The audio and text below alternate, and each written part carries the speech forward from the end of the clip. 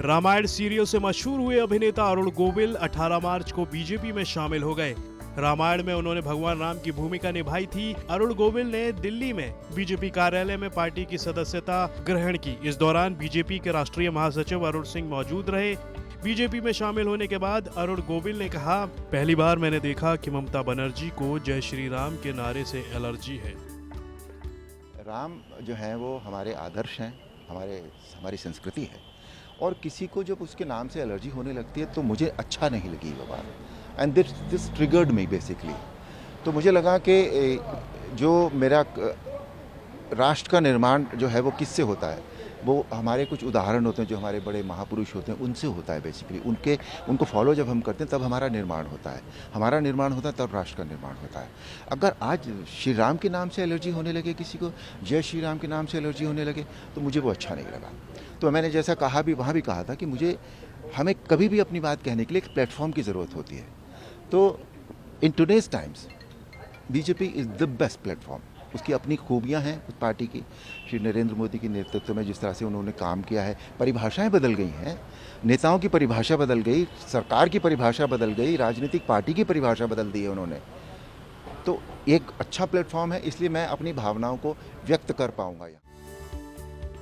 जल्द ही पश्चिम बंगाल, तमिलनाडु, असम, केरल और पुडुचेरी समेत 5 राज्यों में विधानसभा चुनाव होने वाले हैं। इस बीच अरुण गोविल की बीजेपी में एंट्री खास मानी जा रही है। हालांकि पार्टी में अरुण गोविल की जिम्मेदारी क्या होगी, ये अभी साफ नहीं है। कयास लगाए जा रहे हैं कि गोविल बीजेपी की सदस्यता लेने के बाद विधानसभा चुनाव भी लड़ सकते हैं। हालांकि इस बारे में पार्टी या खुद गोविल की तरफ से कोई बयान नहीं आया है। आपको बता दें कि अरुण गोविल से पहले रामायण के दूसरे कलाकार भी राजनीति में आ चुके हैं। रामायण में सीता की भूमिका निभाने वाली दीपिका चिखलिया के अलावा हनुमान की भूमिका निभाने वाले दारा सिंह और रावण की भूमिका निभाने वाले अरविंद त्रिवेदी भी राजनीति में उतर चुके हैं। दीपिका चिखलिया बीजेपी की टिकट पर 2 बार चुनाव भी लड़ चुकी हैं। अरविंद त्रिवेदी ने साल 1991 में गुजरात के साबरकांठा सीट से चुनाव लड़ा था। दीपिका चिखलिया ने 1991 में गुजरात की बड़ौदा सीट पर चुनाव लड़ा था और जीता भी। इससे पहले अरुण गोविल को पूर्व प्रधानमंत्री राजीव गांधी कांग्रेस के टिकट पर चुनाव लड़वाना चाहते थे, लेकिन तब अरुण गोविल ने ऑफर ठुकरा दिया था। तो आज हम जानेंगे अरुण गोविल के बारे में।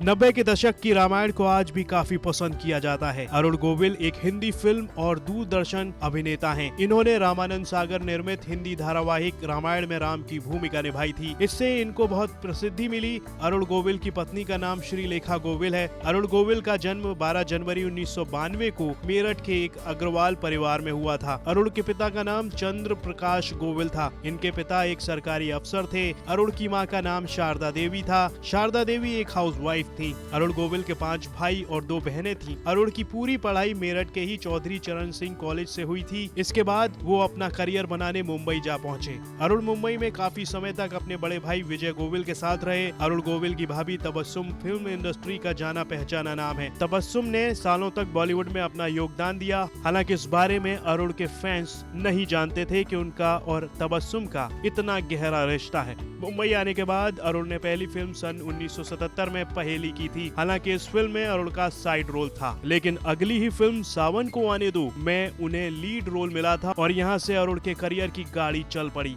फिल्म इंडस्ट्री में रहते हुए अरुण को श्रीलेखा से प्यार हो गया और दोनों ने 1989 में शादी कर ली। श्रीलेखा से शादी के बाद अरुण के 2 बच्चे हुए, बेटी सोनिका गोविल और बेटा अमल गोविल। ब्यूरो रिपोर्ट, न्यूज़ तक।